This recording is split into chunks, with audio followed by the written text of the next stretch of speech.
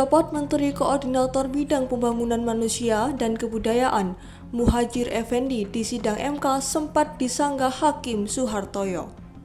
Muhadjir sempat bilang mustahil apabila kunjungan kerja dan pembagian bantuan sosial oleh Presiden Joko Widodo dapat memengaruhi hasil pemilihan Presiden 2024. Terakhir ya, mengenai Bapak Presiden.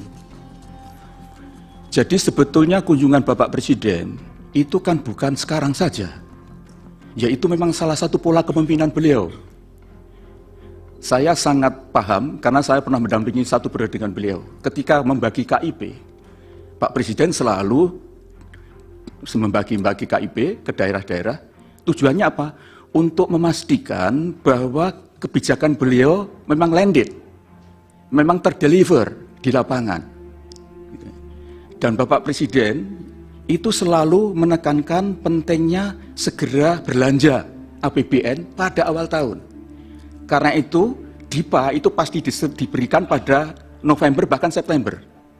Sehingga pada Januari sudah kick off semua program, termasuk Bansos. Dan disitulah Presiden turun ke lapangan untuk melakukan pemantauan, mengecek apa betul semuanya sudah terdeliver. Sekaligus untuk mendapatkan feedback, umpan balik dari yang dijadikan sasaran dari Bansos itu.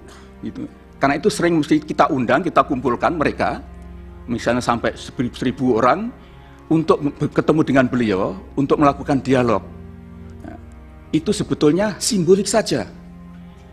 Taruhlah dia berkunjung 100 titik, Bapak-Bapak.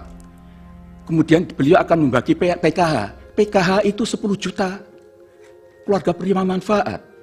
Kalau 40 titik, itu taruhlah 2.000. Satu titik. Berapa? Kan hanya 800.000. Masa 800.000 kunjungan beliau bisa mempengaruhi seluruh Indonesia? Saya tidak tahu, saya belum memiliki angka-angka yang jelas. Tetapi begini, sepanjang yang saya tahu, Bapak Presiden kalau berkunjung ke lapangan itu tidak hanya 1 titik, bisa sampai 5 titik. Dan sekarang ini adalah tahun akhir kepemimpinan beliau. Beliau pasti ingin memastikan bahwa proyek-proyek strategis sekarang ini sudah tuntas. Beliau betul-betul wanti-wanti tidak boleh meninggalkan proyek mangkrak. Karena sekarang ini kalau beliau berkunjung, pasti meresmikan program-program strategisnya bersamaan dengan kemudian mengecek keadaan Bansos, mengecek yang lain.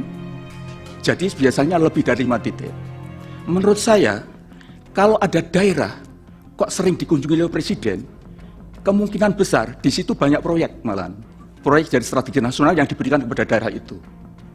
Sekali lagi saya sampaikan, terlalu muskil kalau hanya 100 kunjungan untuk secara simbolik membagi Bansos, kemudian itu berpengaruh secara nasional, itu saya kira doesn't make sense. Mohon Bapak tidak berpendapat soal itu.